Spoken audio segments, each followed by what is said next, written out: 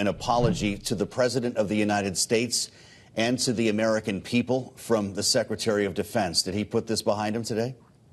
I think he did. This was all but inevitable after the Secretary waited several days to inform the president that he had been hospitalized, and then waited even longer to say that he had had prostate cancer surgery. I mean, you can imagine what his response would have been if a subordinate in the military chain of command from his time as a general had done that to him. They probably would have been gone. And he, in fact, addressed that today and said, listen, essentially, I screwed up. He then very quickly sought to pivot and talked a fair amount about the impending strikes that you mentioned that the U.S. is expected to launch really at any day against Iranian-backed targets in Syria. So a dual message there, apologizing, but at the same time essentially saying, look, I am the guy for this job. This is a crucial moment, and we need to get back to work. Just for more on these impending strikes, he described them as multi-tiered. Nick, do we know anything else about the scope or timing of what's about to happen?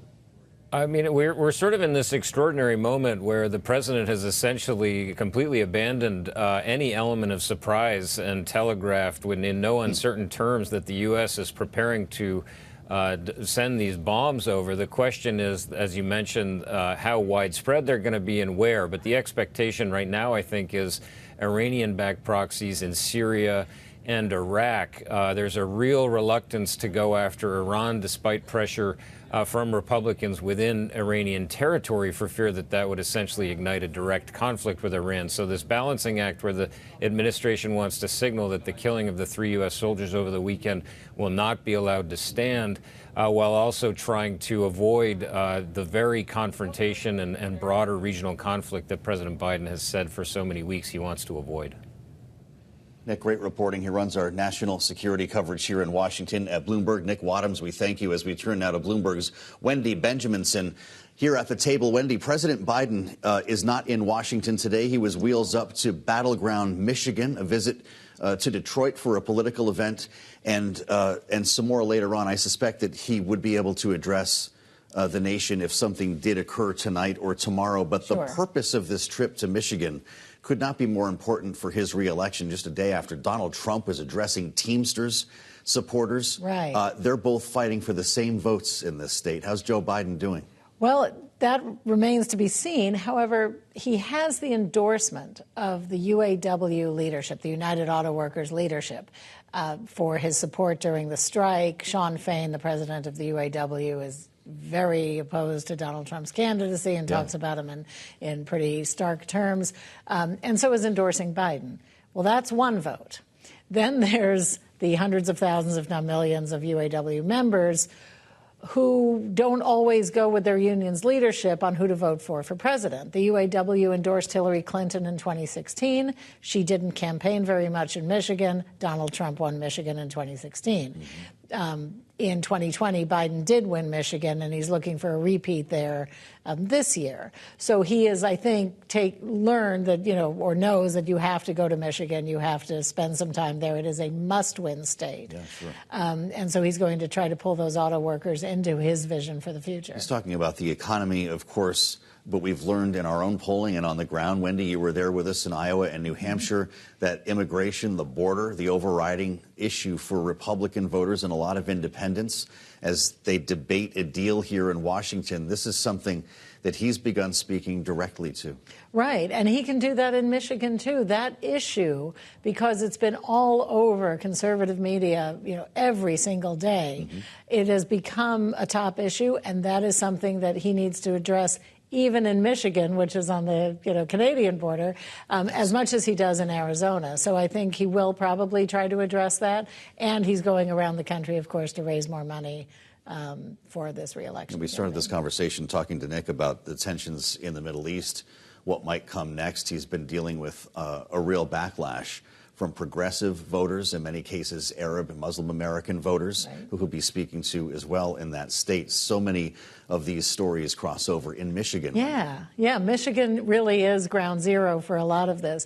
There is a very large Arab American, Muslim American population in Dearborn, Michigan, and in Detroit, and he needs to quell their anger as they are being exhorted to stay home or to vote for somebody else, over his policies in Israel. Today, he signed an executive order imposing sanctions on Israeli citizens in the West Bank, the settlers in the West Bank, who are taking up arms against Palestinians who claim that land.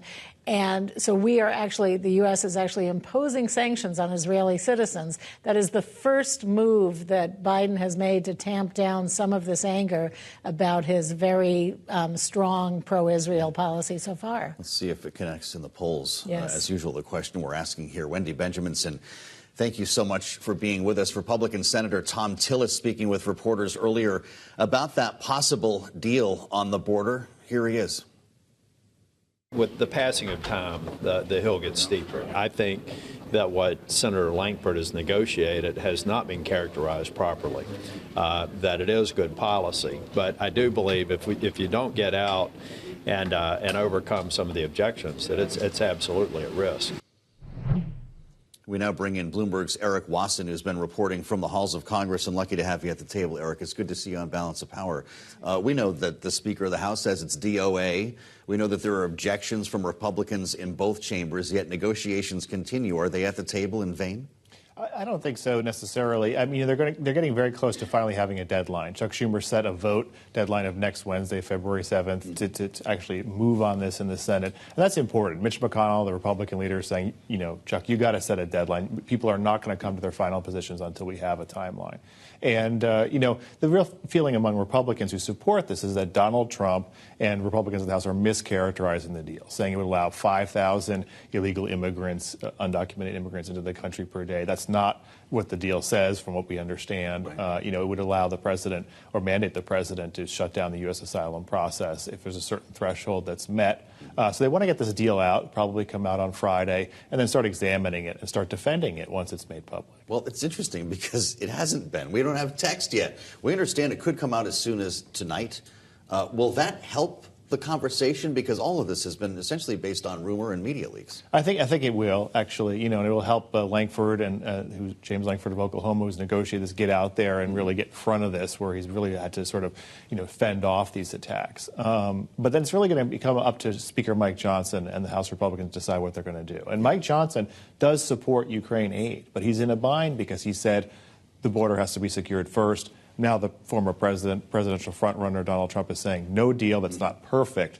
So it's going to make some very tough decisions in the House. We'll see a vote next week? I think we will see a procedural vote in the Senate. Whether the senators try to block that and negotiate for more time remains to be seen.